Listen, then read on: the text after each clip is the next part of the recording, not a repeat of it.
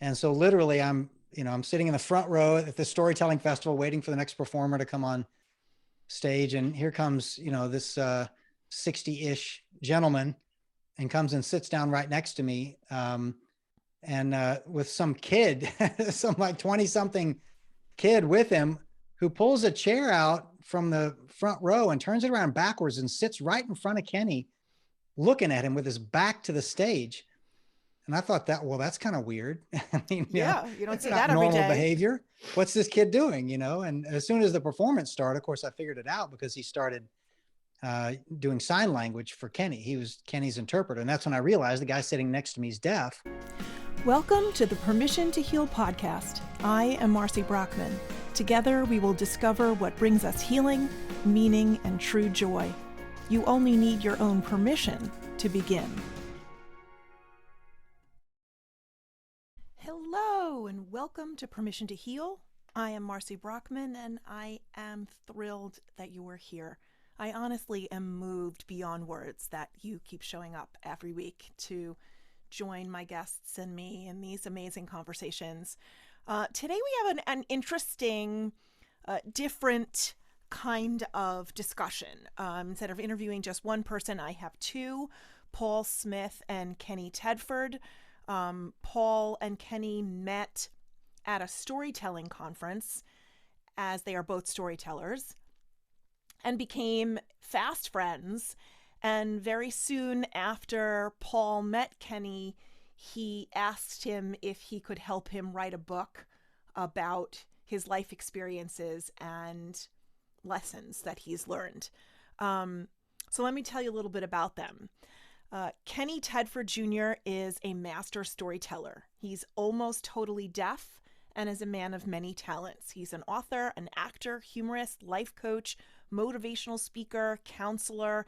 He does one-man shows. He's an entrepreneur. He's a founder and president of Attitude Concepts, and he's experienced as a deaf ministry leader. He's also been a deaf culture professor at the East Tennessee University, I believe, and was a professor of sign language. Kenny was labeled as mentally retarded in school when he first began elementary school, and he decided through his own stick-to-itiveness and resilience and the love he has in his heart, he decided to prove them all wrong. And not only did he graduate high school, but he graduated college, and he graduated with a master's degree from University of Tennessee at Knoxville. No, that's not true. He graduated with honors attending Gallaudet University for the Deaf in Washington. Later, he transferred to the University of Tennessee in Knoxville, getting his BA in theater, and then went on to get his master's degree in storytelling from East Tennessee State University. And he's only one of two people in the whole country that are deaf and have a master's in storytelling. He was a Red Cross ambassador representing the United States. He was a career counselor, an employment specialist for the disabled. He's amazing. He's amazing. Despite being born deaf with a little bit of brain damage, he's survived everything from cancer to heart attacks to breaking his neck to open heart surgery. He had to relearn how to walk. And he shows with his own unique ability to tell a story and his unique ability to see the goodness and the love inside of everyone. He shows us by his example that anybody can overcome any obstacle, that the power is within them. And no matter what adversity you have, you can conquer it, no matter how big or small. And he's amazing. Paul Smith is one of Inc. magazine's top 10 leadership speakers. He's a storytelling coach, a best-selling author of several books, including the book that they wrote together, the 4 Days with Kenny Tedford, Life Through the Eyes of a Child Trapped in a Partially Blind and Deaf Man's Body. But he also wrote The 10 Stories of Great Leaders, 10 Stories Great Leaders Tell, Sell with a Story, Lead with a Story, Parenting with a Story. His work has been featured on the Wall Street Journal, Inc. magazine, Times, Forbes, and Fast Company, among others. He holds an MBA from the Wharton School of Business, and he's the former consultant at Accenture, the former executive and a 20-year veteran of Procter & Gamble Company.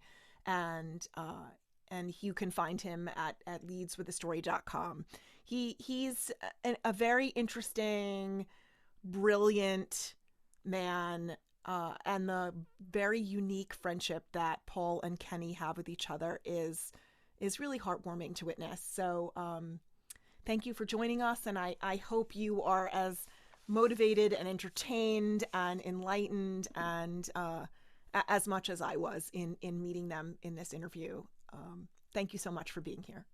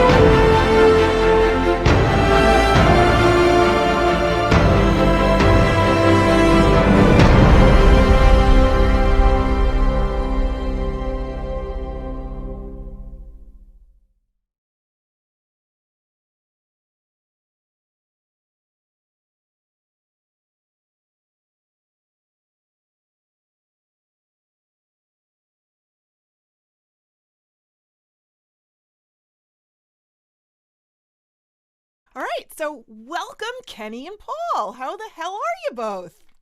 Thank you. Very good. Thanks to know that. Excellent. Yeah. Thanks for having us on, Marcy. My pleasure. My pleasure. So all three of us are in different states. Paul's in Ohio, and Kenny's in Tennessee, and I'm in New York. And through the wonder of Zoom, we're all having a conversation simultaneously. It's amazing to me because I feel like before the pandemic, I didn't know that Zoom existed, and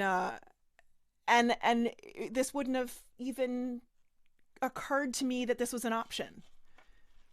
I'm learning about it myself. I'm very, I'm old enough to be your grandpa, so I'm very new at all this. I have to go to Paul all the time, and I kind of feel bad because he's got his own life, but I'm always got to learn about technology, and Zoom in is something totally new to me. So, Paul, you teach Kenny how to do all this stuff?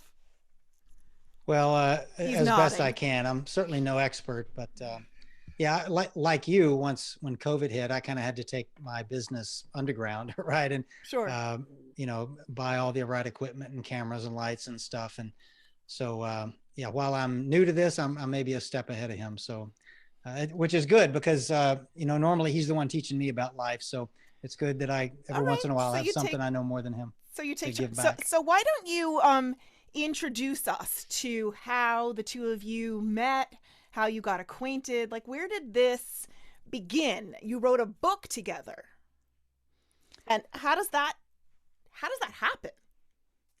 Yeah. So whose version of that story do you want? Both.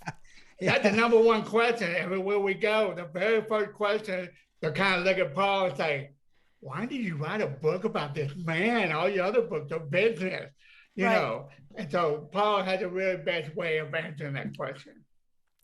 All right, Okay. I'll do that, and you can tell me if I mess it up. But yeah, so Kenny and I met at a storytelling festival. It was the National Storytelling um, Organization's annual conference, and we were both speakers, but on separate stages at the same time. So we didn't know that the other one was there to speak at the conference.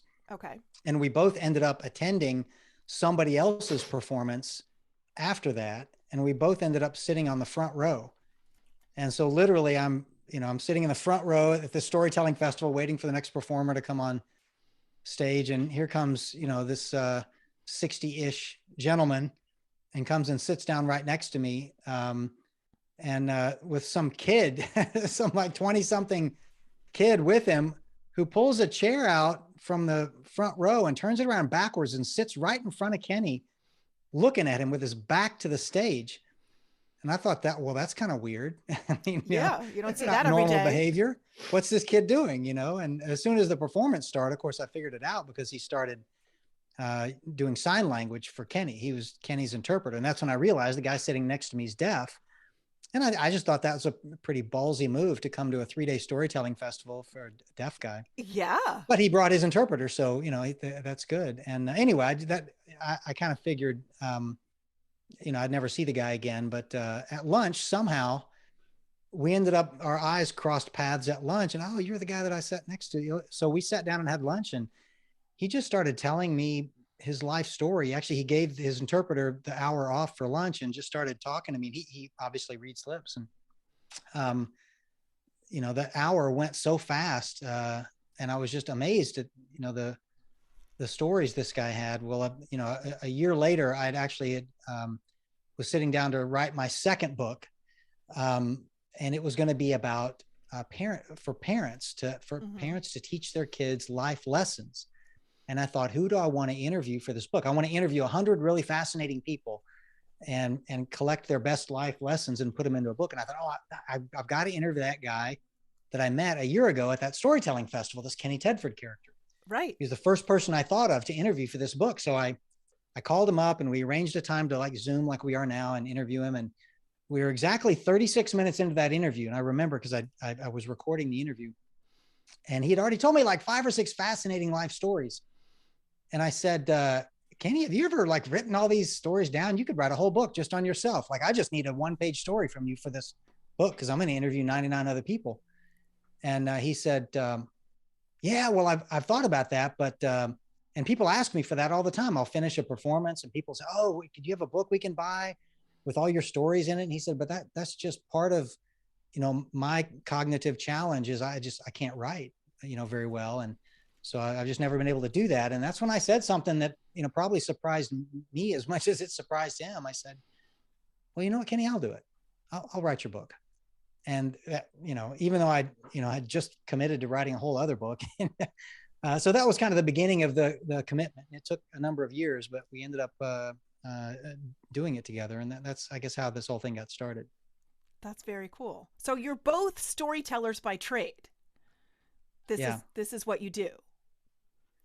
Yeah, well, he's better at it than me, but other than that, yeah, that's true. So, well, that's cool. That's very cool. I had, I didn't know that there were formal degrees in storytelling or that there were storytelling conferences. That hasn't sort of occurred to me until researching for this interview. I just find that utterly fascinating. So yeah, well, I didn't either. And by the way, so Kenny is one of, I think, only 2 deaf people in the world with a master's degree in storytelling. Yes, I did read that. So that's fascinating. It's pretty unusual. So Kenny, where did you get this motivation and ambition from? I take it your childhood was a little difficult because of your disability. I guess I would be honest with you, as a faithful person that I am, I feel like that was my calling, even as a child. My mom and dad used to always, laugh around me when I talk about something like what we had for breakfast, but I tell other relatives and friends at a family reunion In the old days, we used to have like 200 family members, all the cousins, aunts, and uncles, grandma, grandpa. And my father always picked me up and put me on the picnic table. And I was about, I would say 6.5, almost 7 years old. And I looked down at my dad. I'm trying to get off the table. Like, what are you doing? Why do you put me up here? All these family are looking at me, even friends, people brought their friends. And my daddy said, tell them what we had for breakfast this morning. Wine. And it didn't make sense. And my mother goes, now, baby, you just tell them you're funny. You just the way you do it. I go, okay. I said, well, I got up this morning. Oh, I could smell the bacon all the way to my bedroom. I had the door shut, and I went into the kitchen, and there was Daddy drinking his coffee, sitting in his underwear, reading the paper, and Mom's in her old robe with holes all over it. And Mom would look, shh, that part you don't need to tell everybody. Go on with the story. So I realized that's just the way I tell. You ask me a question like, when you go to school, I might describe the school and where it's located, instead of just saying, oh, I go to elementary school, Grandwood.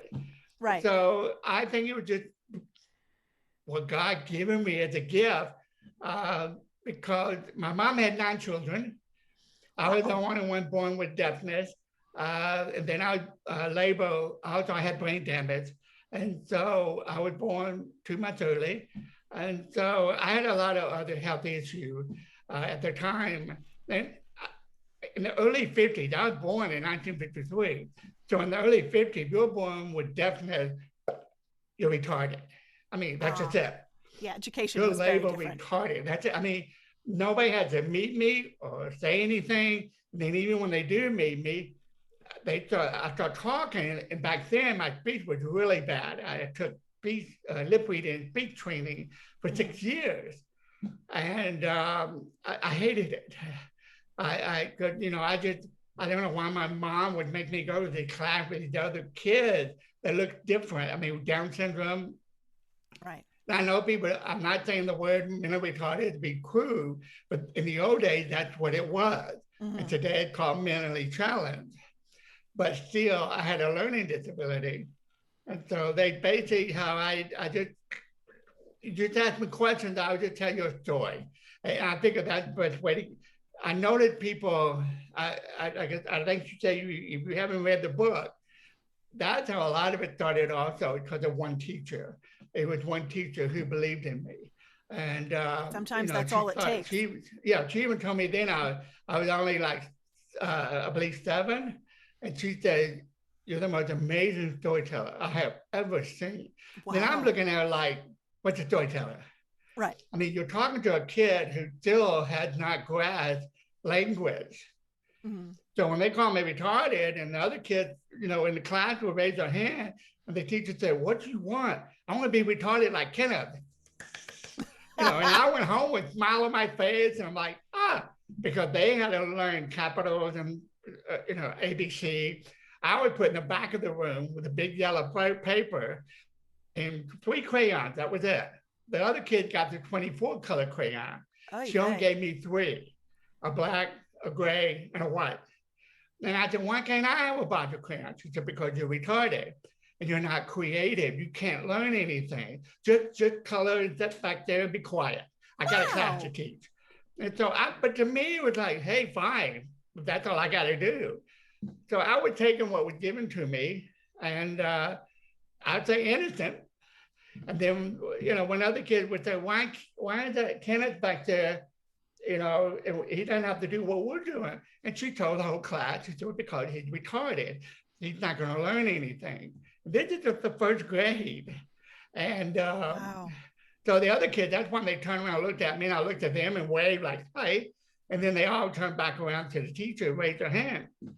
And that's when she said, what do you want? And they said, we want to be retarded like Kenneth. I went home that afternoon with a smile on my face. And, my mama came out on the front porch and she said, what are we so happy about? Mama, I'm retarded.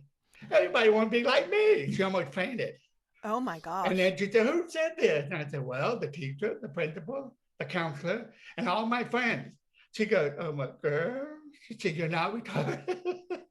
So that wasn't a word that your family used at home. Right. Because they weren't allowed to say any of that at home. Right. And so at home, my dad was the greatest teacher of all in my life. He never treated me different. I had 4 other brothers, but he was the father of 4 children. My mom married my daddy. She was married before and had 5 kids. Then she had 4 more with my daddy, 2 boys, 2 girls. But my daddy would never, ever treat me any different.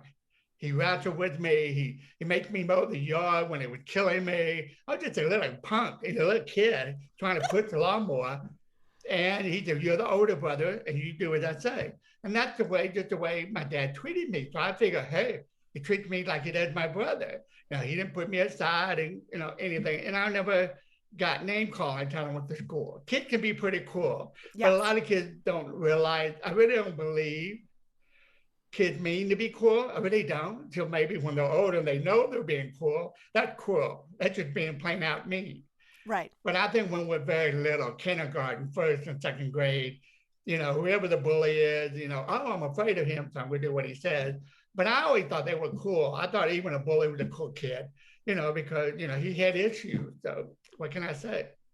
So do you think the difficulties you had in your life helped you be more compassionate and empathetic to other people, that you were able to see that even the bully had a story? Yes. Matter of fact, I hope Paul don't mind me sharing. I don't want to take up all the time, but I'll give you an example. The story itself, how it all started when I was with a counselor, had to do with a butterfly, my mother, and a crayon. And so that's how all that kind of got started. And I call it the magical crayon. When I got my 24 crayon box, it's in the book. And when you are talking about compassion and stuff, my mother and father has always taught us to care about others as if you want to be treated the same way. Sure. I mean, we never went to church. I went to church one time. Both my parents died when I was 8 years old. Oh, no. But I was invited to a church by a neighbor a couple of months before my father died. He died a week before Christmas. And then 5 months later, my mother died. And then we moved from Dallas, Texas to Memphis, Tennessee. And all I can remember was love. I mean, that was all around me. And I remember one time coming home from school after my parents had died. We moved to Memphis. And when I was in middle school, I was walking through the playground, heading home. And there was a boy that was sitting on, I don't know if you've heard of it, it's called merry-go-round. Sure. You push them and they go around. It's a lot of fun. Yeah, playground equipment. Yeah. You get to hold on. But, that was a great thing to play. So. Yeah, I fell off of that thing a couple times when I was a kid. He looked really sad. I really, for some reason, just for me, I just saw him. And I walked back and I just said hi. And he goes, hoo, hoo. And I thought, woo. So I kept on walking. So we had a store in Dallas, Memphis, called TGNY. It's like a dollar candy store, like a diamond and something. A 5 and dime store? So you can get a brown bag for 5 cents and fill it up with much candy as you want. Sounds good. So I went ahead and got me a bag of candy. Then I started walking home. I ate a piece of candy. I'm walking home. I got to go back through that park. And there was that boy still sitting there. He looked so sad. And so I walked up to him and I handed him the bag. And he just looked at me and said, who? What giving you that bag for? Whoa, I said, I just figured maybe you need a friend. And that's just the way I think. I don't know what made me do it. But I know when somebody gave me candy, oh boy, you made a friend, okay? Give me a cookie and you make some friends. Yeah. Even today, if you look at society, I don't care what country you're from or your background, your color, your race, gender, give anybody their favorite cookie, their favorite piece of candy, and I promise you, you got a friend for life. Yeah, I agree. Isn't that amazing? Just a piece of sweet. Right. And then we forget about the anger and why I'm sad. With the boy, kind of didn't want it at first, but I said, please take it. And he took it. And then he looked at me and said, why are you being so nice? Because I think you're retarded. I know who you are. I said, well, okay, that's fine. That's fine. And he said, you're not mad? And I go, why should I be? I am who I am. Wow. You know, I just started speech training. I started learning more about my brain damage. I did not know I had it because my foster mother was my father's sister. And so she told me a lot of stuff about me that, because my parents died when I was 8, so I never got a chance to know what was wrong with me because they died too early. And I'm, you know, that was a big trauma for me because I never experienced death. My father was the first death, but it's a lot of humor involved in all that stuff that happened. But I learned as I got older, oh my God, did I really say that when I was that age? But I was innocent. I was just talking what I see. Sure. And then the boy started sharing his problem. He had just gotten beaten by his father, slapped around, you know, whatever. And I said, you know, of course, I talked about my dad. You know, my dad had passed away. And I was saying something like, well, you're lucky you still got your dad. He goes, oh, man, he beats me. And boy, you know, I was like, oh, I'm sorry. And I almost wanted to cry. Who could do that to a child? Sure. And I'm just a teenager. I'm just in, you know, middle school. So we got to talk, and I love wrestling. I love wrestling, kickboxing and stuff. And because I have 4 brothers, and so that's what boys do. He asked me if I play sports, and I said, well, we don't have what we have at school. We don't have wrestling and stuff. He goes, hey, I love to wrestle. Man, you want to work out? So we worked out at the park on the grass, and he beat the snot out of me. but I still gave him a hug because it was getting dark. I had to get home. And he had some candy left over in the bag, and he just said, here, take this. I said, no, that's what friends are for. And then they gave me a big hug, and I don't know if he was crying or, you know, I don't know what was wrong with him, you know, but, you know, making sounds. And then he just started wiping his nose, and he walked off. He said, I'll see you at school Monday. And I said, see you? And so when Monday came, he invited me over to his table with some more friends of his. And he was telling me he went around telling everybody about me. Wow. He goes, this is the retarded guy that I told you about. So if that makes him happy, I don't care. It's just a word. And sure. I know it's not nice to say today, but that's just me. I don't see no, you know, I'm being Kenny. I'm going to be Kenny. And you take me as I am. And I love everyone. I think we were kind to each other all the time and overlook and look beyond the faults. Sure. That, you know, you'll be amazed. You might have your greatest friend right in front of you. Mm-hmm. You might have your future wife, your husband, or your wife and husband. You don't know it might be your next boss. You don't treat each other with dignity and respect. Just as much as we do respect and dignity for a dog and a cat. I mean, I don't have pets. I love them. But it breaks my heart when I see people being so kind to an animal and not so kind to a human being. That kind of bothers me. But, you know, there's still hope as long as we're breathing. And so that's what I'm hoping our book, my book, will do for the future. More people like the story, what you're doing. I can't thank you enough for doing this podcast. And I even Googled your background, and wow, you know, you got quite a bit on there, you know, and I'm like, oh my God, how am I going to act in front of this beautiful person, you know? Your artwork, I love the paint too. That's something I enjoy doing. So anyway, I can go on and on and on. I'm going to zip it and let Paul jump in. Okay. Got any more questions? Probably 1,000. Let's see how they come out.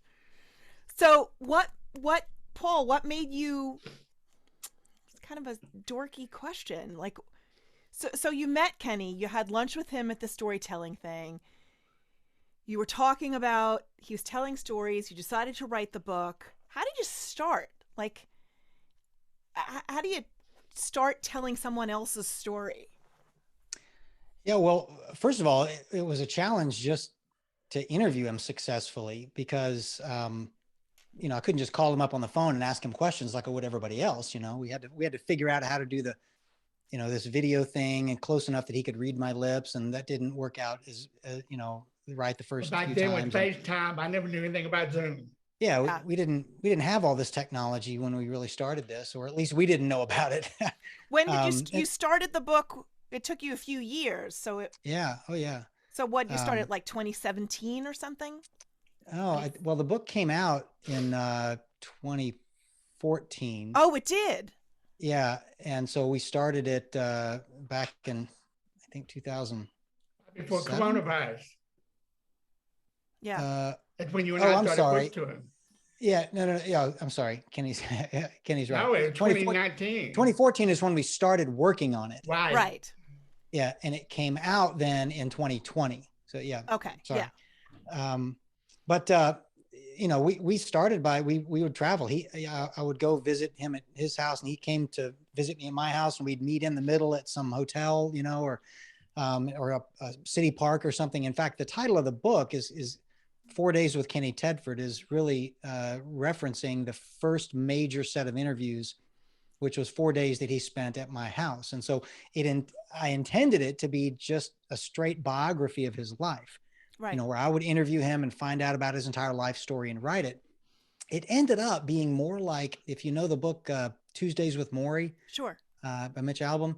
So it ended up being more of a book about a memoir of those 4 days in our house. So it wasn't just first person, or third person narrative of his life, but it was me interviewing him and asking him questions and the answers he was giving me. And then me and my wife and kids who were, sitting, listening to him tell his life story. So, not only is Kenny a character in the book, obviously, but so are my kids and my wife and me. And you can see the impact that he's having on us just over those 4 days, where he showed up a stranger and left a family member. Wow. And just the impact that all of his stories had on me and my wife and kids over those 4 days. So yeah, the interviewing process itself radically transformed the idea for the book. That's very cool. I like that you allowed the process itself to inform the whole thing. Yeah. Rather than being stuck in the original version that you were thinking about. I'd like to add something real quick. When Paul had contacted me and we setting this up, and I was getting ready to go to see Paul, for 4 days. As I was packing, at the time, I went out with friends from church and stuff. And they said, "Oh, I hear you're going to get your book written by a guy. Where are you going?" I said, "I'm Ohio." I said, "But I think the guy's a lunatic." And I never told Paul this. Paul doesn't know this. And they go, "A lunatic? And why are you going to go see him?" "Because I want a book. People have been telling me to write a book for 35 years. And it was my dream too. I've always wanted to share my story with the world." And they go, "Why is he a lunatic?" I said, "Do you know what he wants me to do?" "No." He almost gave me the finger, like, "No, listen here. When you come, we're not going to go sightseeing. We're not going down to the river. We're not going to go to, blah, blah, blah. We're not going to the fair, whatever. You're going to come here and tell me your life story in story form from 8 in the morning to 5 till my boy come home from school that afternoon." And I thought, this guy's a lunatic. There's no way I can tell stories from 8 in the morning to 4. And guess what? I wind up doing it. Sometimes I'm talking till dark. We're on the back of the patio. Wow. He's drinking his tea and I'm drinking my coffee.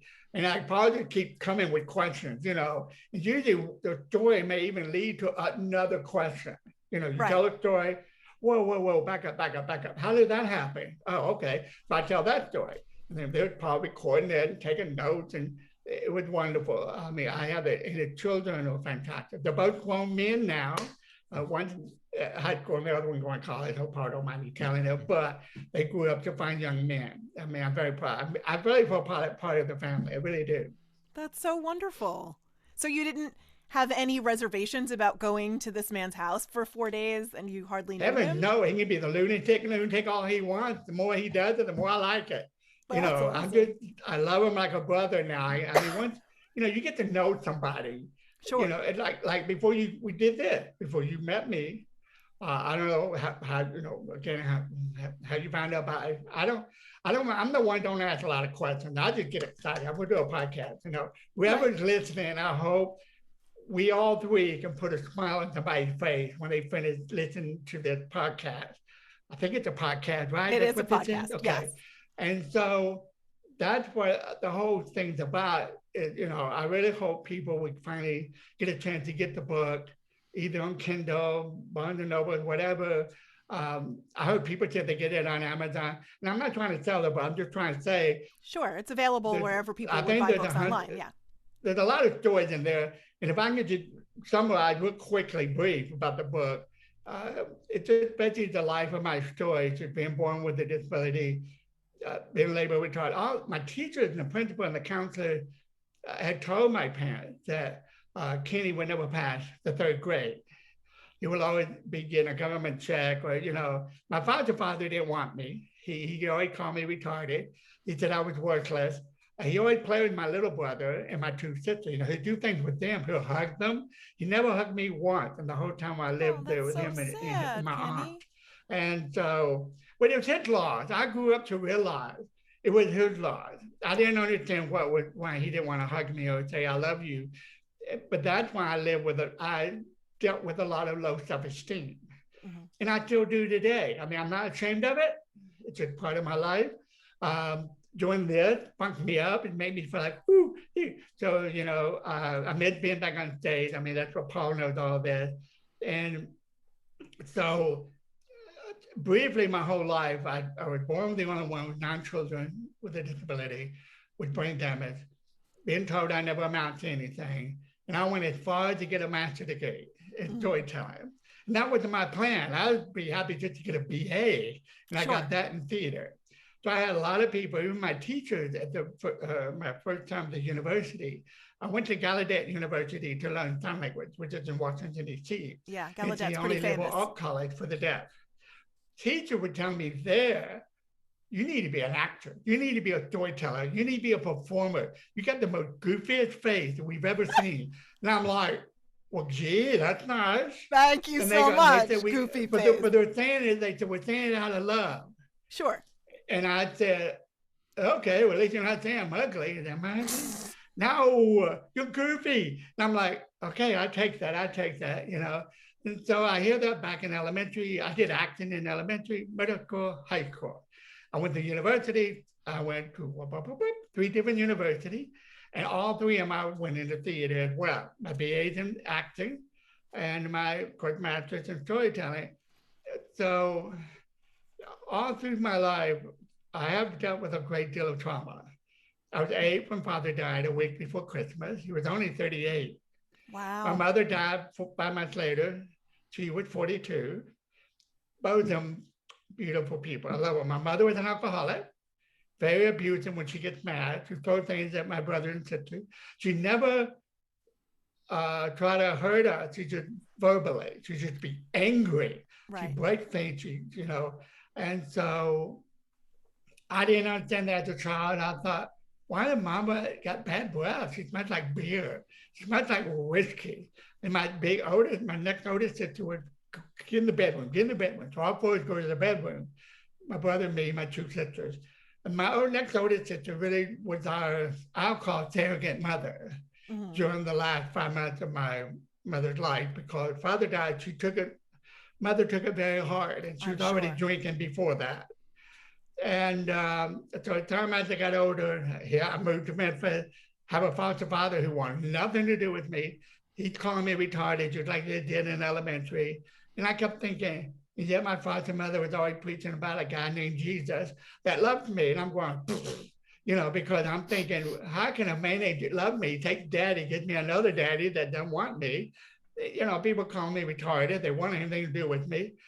So I don't, as I got older, I understand more about it. So of course, the thing is, through the years, I worked with the governor for 6 years in Nashville, Tennessee. I was the state director for the deaf, hard of hearing, and deaf blind. Wow. And I've only been there like 6 months, and I started having a heart attack. So I had 4 bypass. I was taken to the hospital, and it's all the stories I'm telling you. I'm not going to go in detail; it takes too long. But having the open heart surgery was a beginning to appreciate life. That I could have, I'm carrying the heart disease that my father, my grandfather, great grandfather had. My Sure. father's mother, she died when I was 18. She never saw me graduate from high school, but that was her that's dream. sad. But she was a beautiful woman, really, taught me about love and respect, dignity. And I learned a lot of that from her. That coming from her background as being a Christian woman, faithful. And she taught me that, forgive those who hurt you because they know not what they do. So as I got older, I started understanding these verses better because it's a part of my life. And so as I got older, 3 years after I had open heart surgery, I fell off a cliff, broke my neck. So I got a piece of metal here, and they said I'll never walk again. So, hey, I broke the law. I climbed over the fence. That's a story by itself. But I remember falling off the cliff, but I didn't know my neck was broke until the next morning when I went to kickboxing. And my roommate started to kick me in the side of the head with his foot, and I turned my head. You're supposed to move your whole body. But instead, I just moved my head, and that's when it broke. And so I fell to the floor, and I was paralyzed. And so my roommate thought he did it, but it actually came from falling off the cliff. So I love it. I got the piece of triangle metal in my throat, right here in my neck. And it's got 3 screws. And I always tell everybody, my doctor tried to screw me over 3 times to get that boat, And so I have to look on the bright side because I was laid and paralyzed. But in the book, there's a story about a guy named Marty. He was quadriplegic. I hope I'm saying that right. Blew through a straw. He was one of the greatest, dearest friends that God could ever give anybody, to anybody. He was like a brother. And, I just loved him to death. But he was killed in a car accident. A few years later after we got to know each other. And then I started healing. I started getting better. My feelings coming now. I got back into kickboxing during that time. But it took 2 years of therapy, treatment. But it was a huge trauma on me because I just finished having open heart surgery. And then it was about, I'd say 2 years after the broken neck, I had a physical. You always get a physical, checking you out, make sure everything's doing good. Sure. They checked my blood and everything else. And the doctor came in with tears and he said, I can't take this anymore. I said, what's wrong? He said, we should find out you have cancer. And I said, oh, that's okay. So I tried to get up and leave the office. And my interpreter standing there, I'm going, what is wrong with you? Because she was a good friend of mine. So she got to hear this because she's in the same office with me. And he said, get your butt back here in the chair. But he didn't say butt, he said something else. And so I thought, okay. So I sit down. Do you understand what I just told you? You have cancer, colon cancer. Okay. And I'm thinking, my mind is like, okay, what am I about to do about it? Go in there, take my hand and whip out the colon. I didn't know what a colon was. So, I had to play smart. Oh, that's okay. Wherever it is, I have no idea. He said, if you don't have the surgery, I give you 6 months to live. Wow. And I just went like, yes. And he goes, don't you dare do that again. You're going to live to be 100. You understand me? You're going to outlive all of us. I picked you in the hospital right away. And you need to go today. I said, I ain't going nowhere and you can't make me. Can I go to the mountain? I love nature. I'm a nature freak. Can I go to the mountain and pray about it? He kind of looked at me like, okay, I give you 2 days. Gotcha.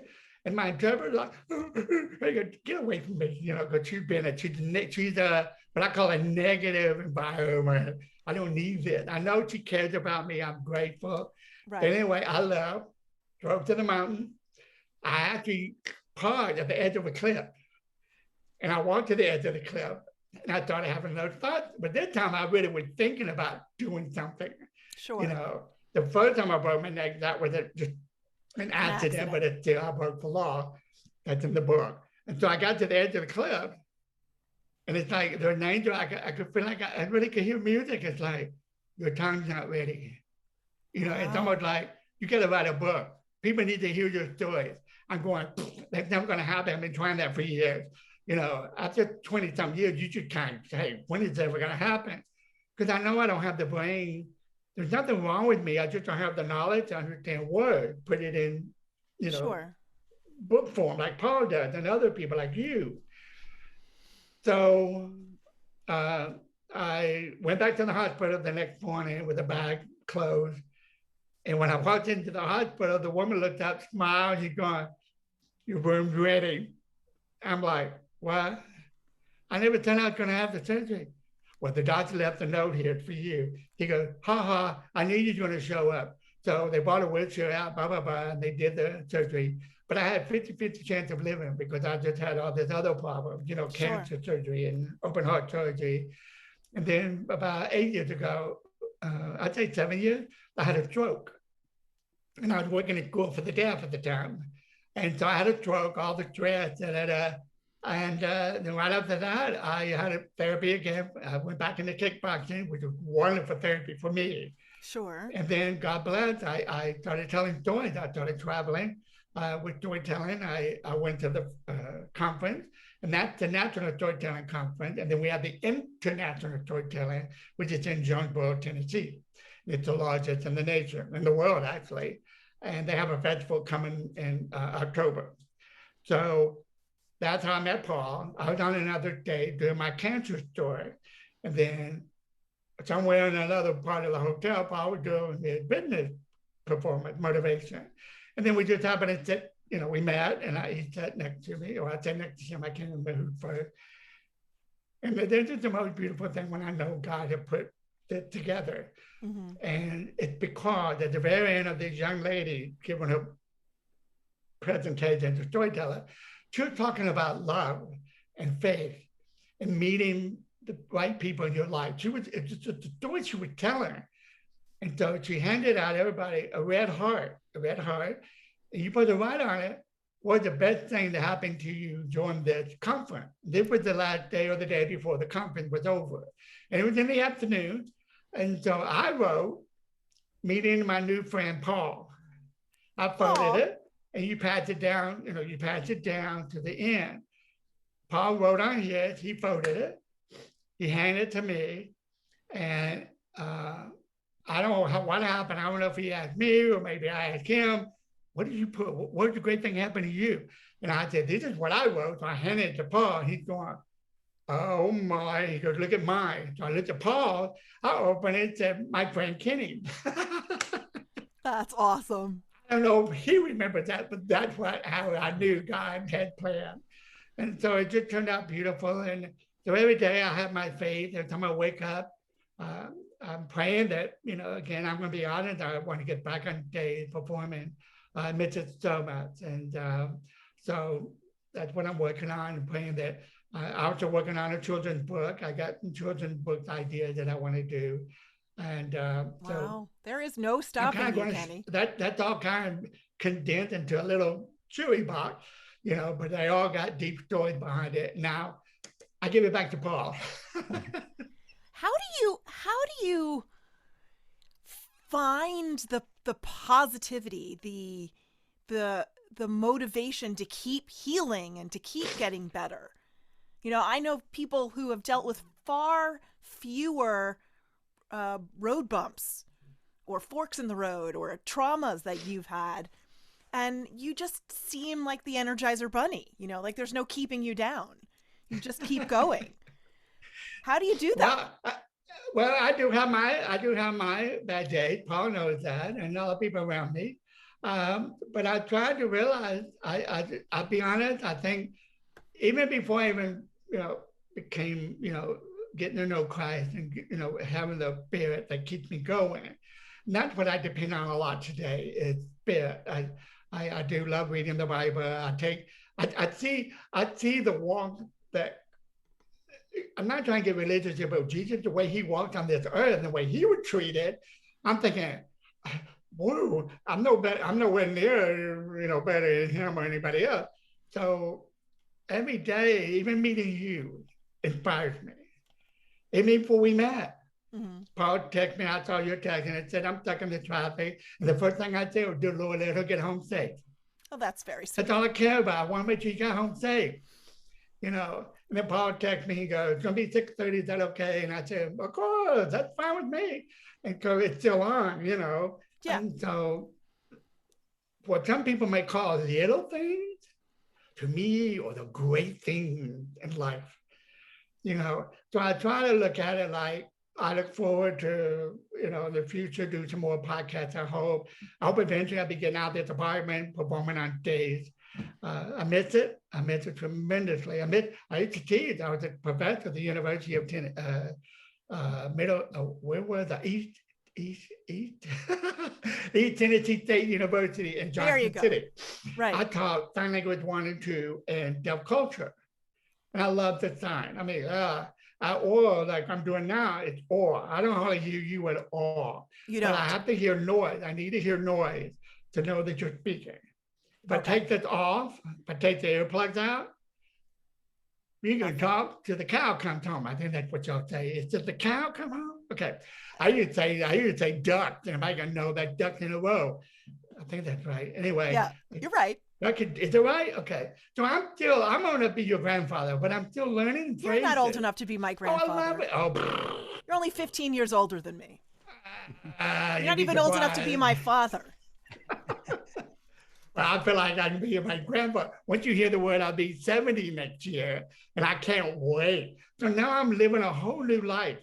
It's a senior citizen.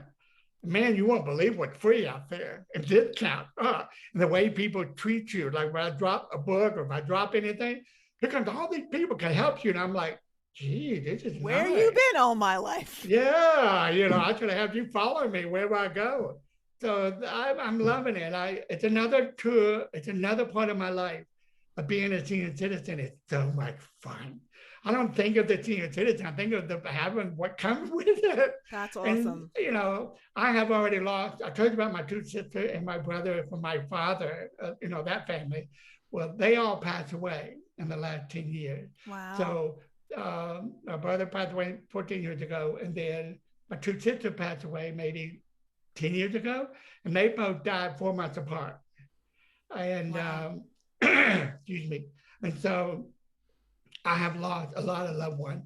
And I now have all 3 of my brothers that's left. I have one sister that's doing cool. I hope she stays that way. But 3 of my brothers are very sick, but they're doing good. They're doing, you know, they're fighting what they're dealing with, but they're all in their 80s. So I just felt like a spring chicken. So now I'm the baby. Well, compared to them, you're the baby, well, absolutely. So that's basically how I'm looking at it. It's just a number. Come on.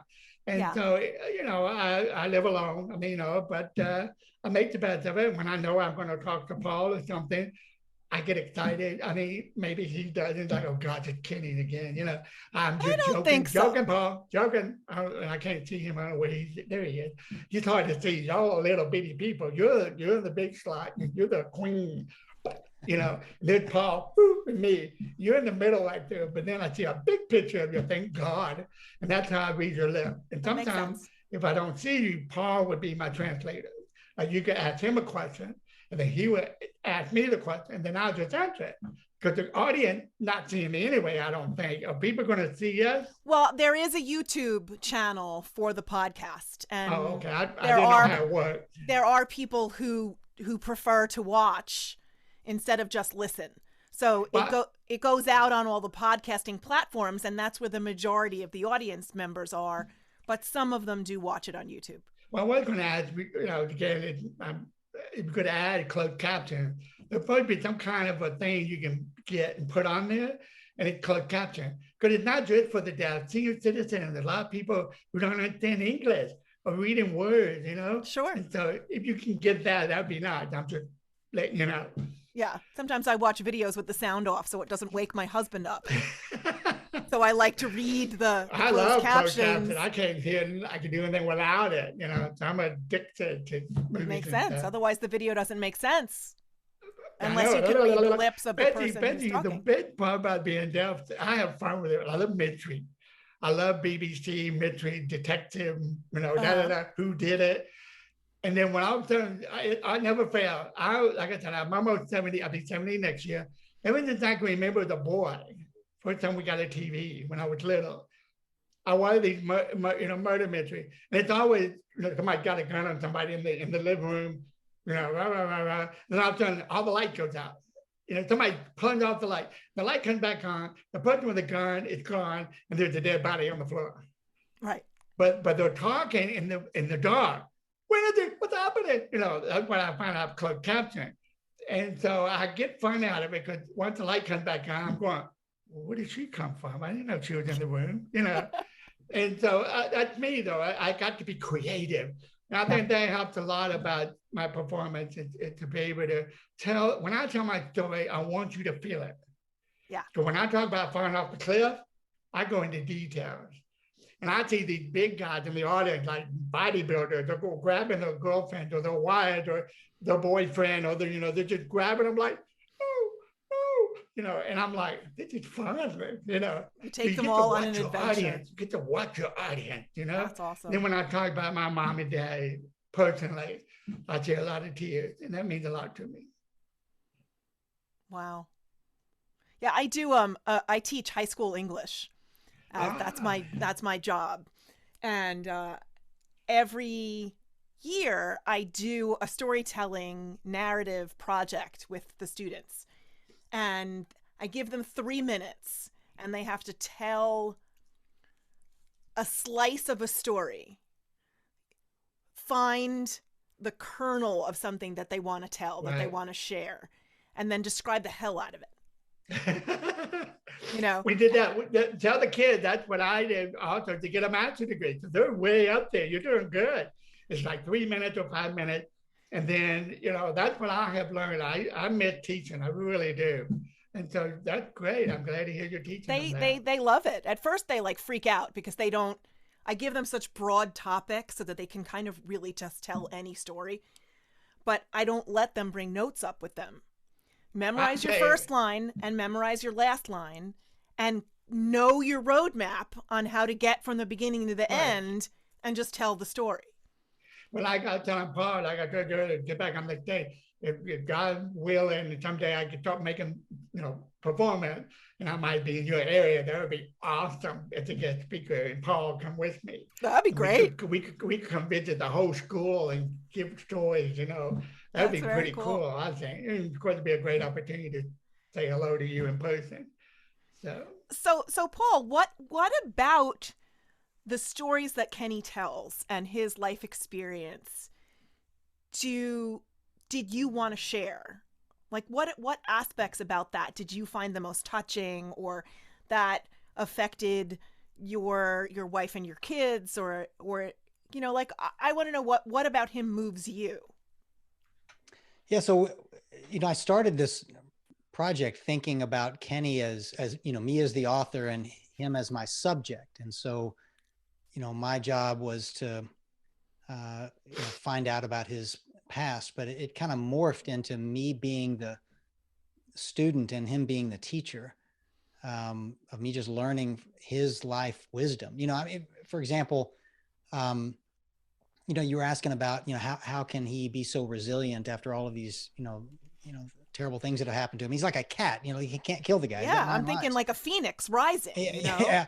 You know, might say the cat with 9 lives, but I don't know how many lives are left. Okay. Right. So one of the things I realized how he does that is, you know, people will, in fact, his members of his family, I know in the past have, when the little kids will come up and ask him questions like, how come you talk funny? And how come, you know, when he was in a wheelchair for a while, you know, how come you're in a wheelchair? And how come, you know, you're different? And, you know, they would get chastised. Oh, don't ask that question. You know, that's embarrassing. Or don't say that. And they'd get hushed and shoot away. And Kenny would always, you know, tell the parents, no, don't do that. Let them ask. They're just curious. They just want to learn. And he would say, well, let me explain to you why I talk different and why I don't hear right and why, you know, he would just explain it to them.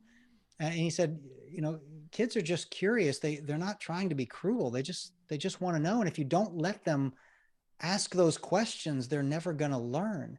And so, you know, he deals with it by just being direct and honest about it. He said a few times, you know, he is who he is. He's not trying to pretend that he's not who he is. You know, he's got a number of different challenges that most of us don't have. And he just deals with them. And that's another thing that we learned. And I think I would credit my wife for having figured this out. You know, you asked, were there any reservations about doing this project and having him come and spend these 4 days? And there were on both sides, honestly. I mean, I know Kenny told me he was worried that he wouldn't have enough interesting stories to, for me to write a book about. Well, the concern that my wife and I had was, how are we going to make this guy comfortable in our home? Right. I mean, with all of these challenges that he has, and we didn't know how to deal with them. And, she as the, the homemaker here, she was especially worried about that. How am I going to make this man comfortable in my home?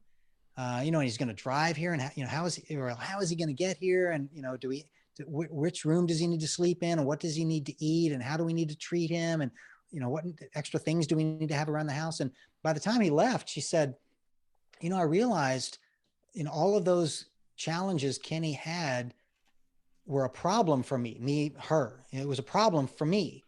But then after 4 days, I realized Kenny lives with those challenges every day, and they don't seem to be a problem for him. Right. So why were they a problem for me? And so they stopped being a problem for her because they weren't a problem for Kenny. And so, we got to let go of that concern and that worry and that angst that, what are we going to do to make everything okay, make all these accommodations for Kenny. And we didn't realize we were putting limitations on him that he didn't even have. Wow. And so it went beyond just hospitality. It went beyond that. And it was angsty for you both. Yeah. We thought we needed to go beyond just being hospitable and make all these accommodations for him. And the truth is we didn't, because he knew how to deal with them. He didn't need us to make all those accommodations, because he spent a lifetime figuring out how to accommodate himself. That makes sense. So I think that was growthful for us. And I would imagine that in so doing, in learning how to accommodate himself, we're talking about you, Kenny, in the third person. Sorry. That he's emulating how we kind of should all be with our own lives, that things that we get stuck on, that trip us up, that don't go the way we want them to, or that don't seem to be working out the way we had thought they might. Instead of getting all upset about them, accept what is, accommodate what you can about yourself, and then move on. Yeah, exactly. And it's not just those kind of things, but also, I would even say it more directly. We all have our own challenges, our own abilities and disabilities. Right. Like my wife and I came to this realization after those 4 days with him. Our kids have learned that if you need directions on how to get somewhere, do not ask Dad. Like, I can literally get lost, and I've done this more than once, gotten lost in my own neighborhood, and the kids know it, and they just laugh about it. And if they need directions, they go to Mom. And they've both learned that if they need help with their math, go to Dad. Mom is not going to be much help for you there. So we both have our own disabilities and abilities, and we've learned to deal with them. Like, I'm never going to get good at directions. And she's like, she promises she's never going to get any better at math. And that's just okay. And, we're fine. But if we tried to deny that and pretend that, oh, I'm just as good at directions as anybody, well, that's going to create a problem, because I'm going to get lost more, and other people are too. And, so I think Kenny's honesty about what his strengths and weaknesses are is insightful for all of us. It makes a lot of sense. I know I have strengths that my husband doesn't have, and vice versa. And if my daughter calls from college and has a question about her car, God help her if she asks me. Right. So she calls him. But if she wants to know a medical thing, or, I'm an English teacher, so she wants help with the research paper, I'm her girl, Yeah, Dr. Mom. Right. I'm going to say something real quick, if I may. Of course. Going back to what Paul was talking about, getting to know me and all that, accommodation, blah, blah, blah, getting to make, what to do would help Kenny. I do get that. But one thing I love about the story, Paul, I think I've told him, but after I left Paul, I came home and I was like, oh God, there was wonderful. I wish I could stay another week. There's so many more stories I wanted to share. And So I went out with my friends, the same friends, you know, I told him he was a lunatic. They go, how was Paul, the lunatic? Will you quit saying that? Well, you said it. And I thought, okay, you know, Paul. And so now they got to know him. Everybody that I told them he was a lunatic, Paul got to meet them all. So now they like Paul. I think they like him better than me. So I just got to live with it. And so I tell people now when they say, how would Paul? How do you like his house? I say, oh my God, you won't believe it. So I explained to him about the house, the fireplace, the back porch, the deck. And then and they go, where do you sleep? And I said, well, you won't believe it. Paul put me in the basement. And then it's funny because in our mind, we're like, you're a guest and he put you in the basement? You know, and when I talk to older people, they think it's just a basement, like when you put people when they're in trouble and lock the door, you know, don't let the kids out. And I go, no. Nice. I said, he asked me, he had a room set up for me upstairs. And I didn't want to go, I don't want that. I want to go down. Let me see downstairs. So I went downstairs. It's an apartment. It's just like an apartment. And so over in a corner, Paul said, there's the couch. I hope it's comfortable. Here's your blanket, your quilt, your pillow. I said, oh, I just need a sheet and the pillow, and I'm going to go sleep in the recliner. And Paul goes, but we have a bed upstairs? No, I haven't slept in a bed in 15 years. I sleep in a recliner. Oh, I love the recliner because it's so cushy. It's like my mom's hugging me every time I get in it. And so I just sleep with a sheet and a pillow, and that's all I need. So recliner is my greatest thing. And Paul realized that. So Paul's like, you know, so he was learning a lot about me. And so that's the way everybody, I think the number one thing that we all really got to realize, all of us have a disability of one thing. And even I have it. Even everybody with a disability, I don't care what nationality you are, what religion, gender, whatever, we all have. When we start thinking and start learning about other people, there's one thing we don't seem to ever learn. It's to work on our attitude. Wow. Because we all have the same attitude. You know, if I see somebody, like my old dad, I grew up in the South, okay? I still do, but, you know, when I was growing up, my foster father hated, you know, the blacks, and he would say bad things, and I'd say, why do you keep doing that? You don't even know these people. He'd go, blah, blah, blah, blah, blah, blah, blah, you know, and it's in my book about riding on the back of a bus, and so that's fascinating. I learned a lot about other people's culture. I had the greatest time in my life about people that are different than me.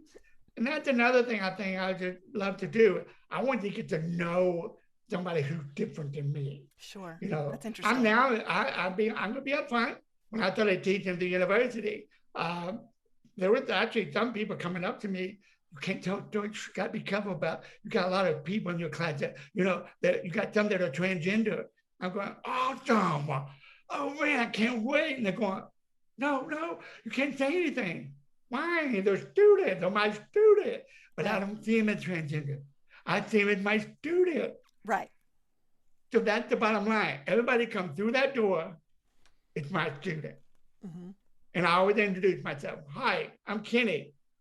Oh, you're the professor. I hear you're a comedian. I'm going, leave my class, you know. And they're like, what? And my interpreter goes, don't listen to him, he's an idiot. You're not going to divorce anything, you know. And so the students already realize, I want to have a good time. Yeah. I want you to learn about That's when learning happens. Yes. If you don't have, like, I bet your kid loves you. You got the joy of teaching. And that's where it comes from. This morning wasn't so good. Wow, college kids, I just had a blast every day. Every time I went to class, it was fun. It was fun. It really was. And I'm grateful for the chance. I hope to do it again sometime, maybe, but who knows? That's awesome. That's awesome. This has been a lovely conversation.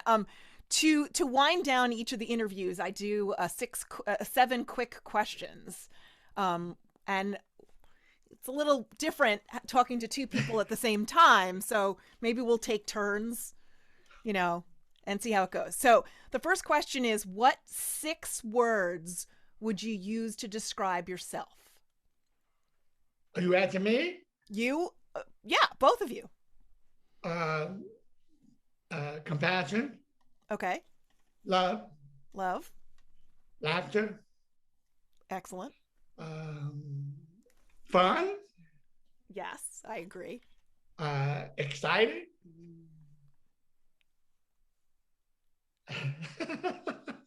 Number six, joy. Joy. That's a lovely list, Kenny. How about you, Paul? 6 words? How about citizen, scientist, storyteller, and Kenny Tedford's biographer? There you go. All right. Number 2, what's your favorite way to spend a day? Say that again. What is your favorite way to spend a day? Hiking. I love going. I live about 1.5 miles from the state park, or I go to any park, especially if it's got a lake or a river. I'm a water person, but I love to, and I love to fish. So whenever I can, if I had some people to fish with, but it's more fun when you got somebody with you. Sure. But I like hiking. I love going to the woods. My next biggest dream is a log cabin, but that's another whole story. Okay. How about you, Paul? Yeah, for me, it'd be learning. I'm taking a page out of Kenny Tedford's book. He went back to school and at the age of 55 got a master's in storytelling. So I'm in my mid-50s now, and I'm actually in school in a degree program in astrophysics of all things. Wow. So we'll see where that leads. That's awesome. I will be 54 in a month-ish. And I, on June 6th of this year, am beginning my 3rd master's program, and this time in mental health counseling. Good for you. When I retire from teaching, I will be a therapist. There you go. Congratulations. Thank you. Thank you. I woke up December 1st of 2021, just a few months ago, with this epiphany that this was my next step. And I turned to my husband and I expected him to laugh at me, like, you're going to be 54. What are you, crazy? And he was like, great. That's so exciting. That's kind of the way it worked with me too. So yeah, we're on a similar path with different topics. I just love going to school. I love learning things. I just love the whole process of it. And it'll be a treat to be on the other end of the teaching and learning give and take for a while. I like that. I like that. Okay, childhood memories. What's your favorite childhood memory? My greatest childhood memory is hanging out with my mom and dad at Christmas. They always made sure that we have fun. I mean, I felt so much love at the time and never knew I had a health problem, issue, or anything. My mom and dad, that word retarded, all that other stuff was never brought up. But Christmas is a fun time. I love Christmas lights. Christmas is I love the smell of Christmas trees and, of course, Christmas gifts. Of course. Paul, favorite childhood memory? Yeah, mine might be, I loved baseball growing up, and my little league baseball team won the state championship one year. So I remember being very proud of that.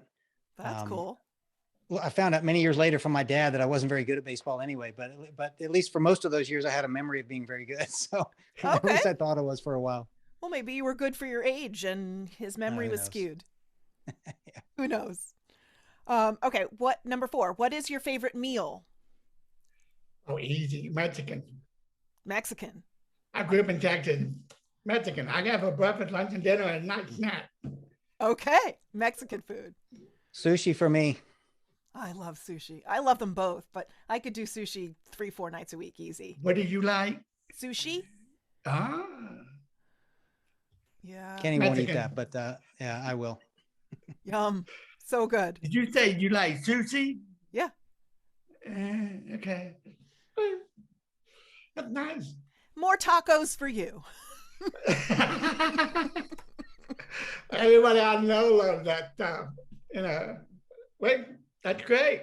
There's actually a restaurant near me that makes a delicious fish taco.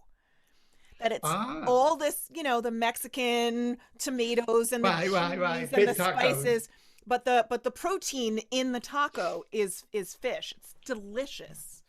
I haven't tried one yet, but I'm thinking about. We have a lot of that around here, so I may give it a shot. That's good. Okay, number 5. What one piece of advice would you like to give your younger self? To my younger self? Mm-hmm.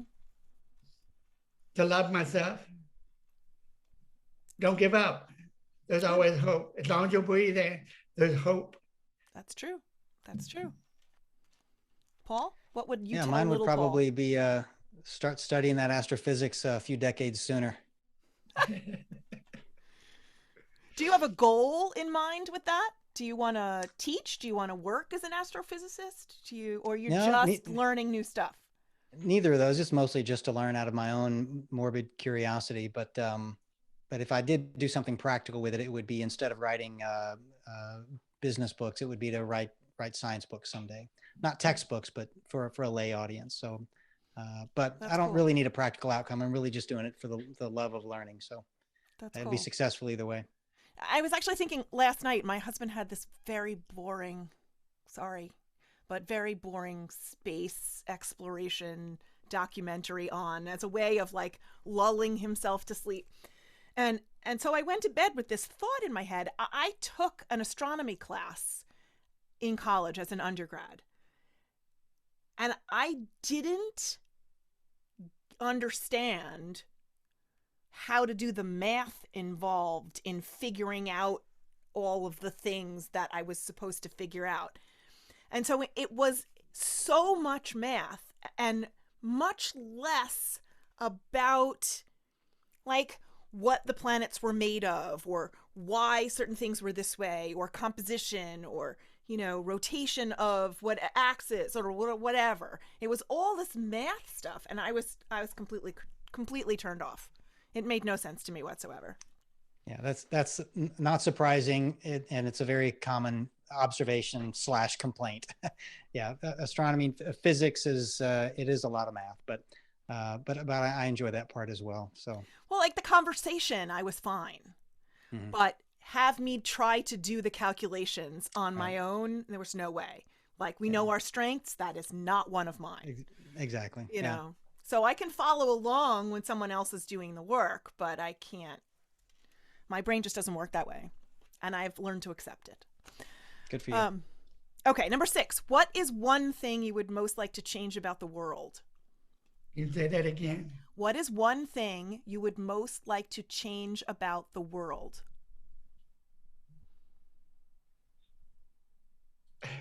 Say it again. It would just love the person as they are.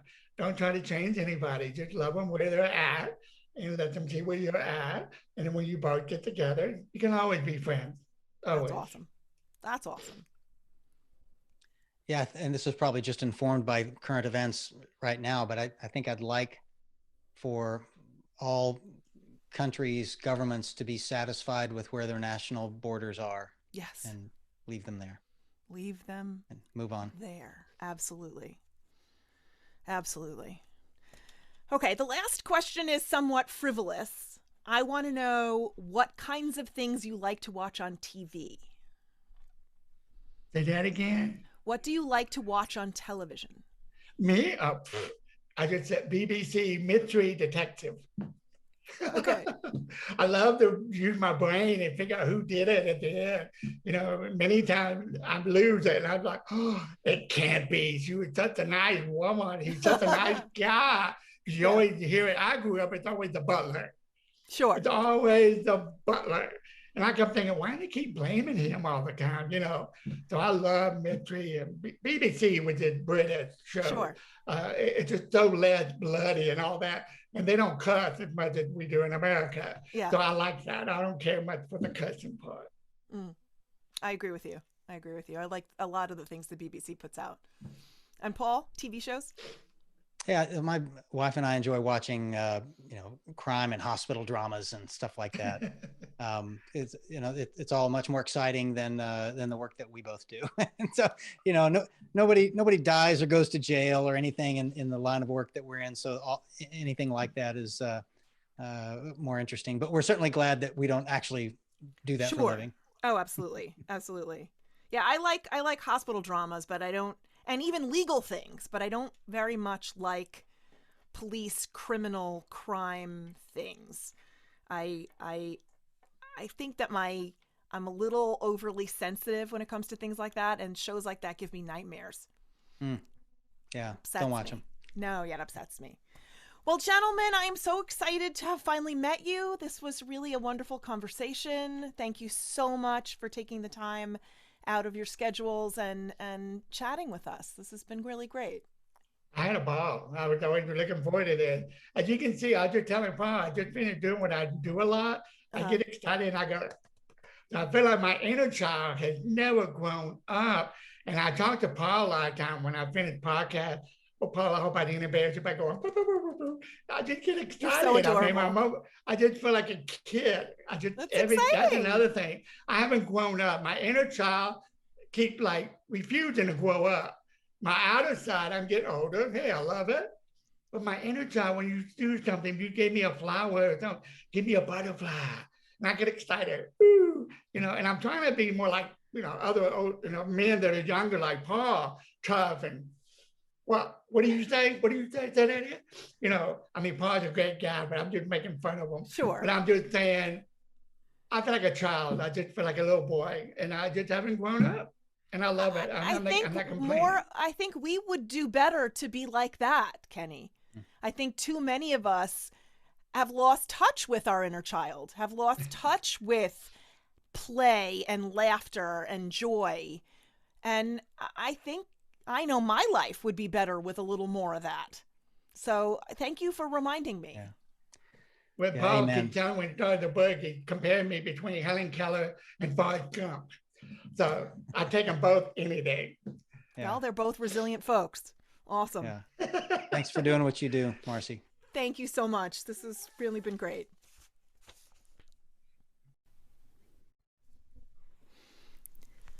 I am very proud of this Permission to Heal podcast.